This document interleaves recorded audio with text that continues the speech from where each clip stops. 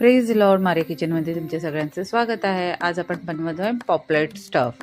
तर भरलेले पापलेट, ह्याच्यासाठी मी हे बघा 2 पापलेट घेतलेले आहेत. त्यांना घरातच मधून छान चिरून आतून स्वच्छ धुवून घेतलेले आहेत. त्याच्यानंतर हळद आणि मीठ टाकून आणि थोडासा लिंबू टाकून ह्याला मस्त 1 तासभर ह्याला मी मॅरिनेशन केलेलं आहे. आणि हे जेव्हा आपण मीठ वगैरे टाकतो आतमध्ये छानपैकी आपण ह्याला मस्त असं चोळून घ्यायचं आहे, म्हणजे सगळीकडे मसाला लागतो.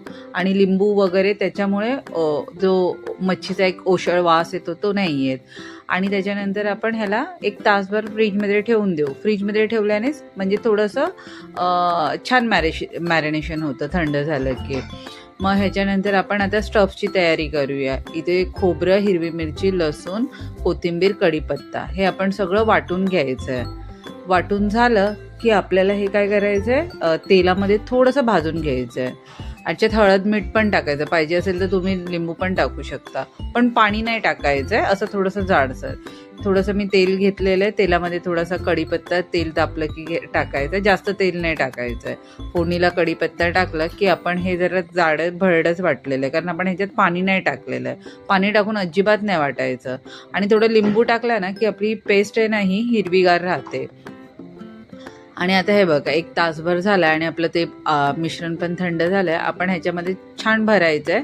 आणि भरलं ना की आता आपल्याला हे निघालं नाही पाहिजे. तर काही जण दोऱ्याने बांधतात, पण मी नाही बांधत. मी तुम्हाला एक टेक्निक दाखवते हे कसं फ्राय करायचं, म्हणजे मसाला तुमचा बाहेर निघणार नाही.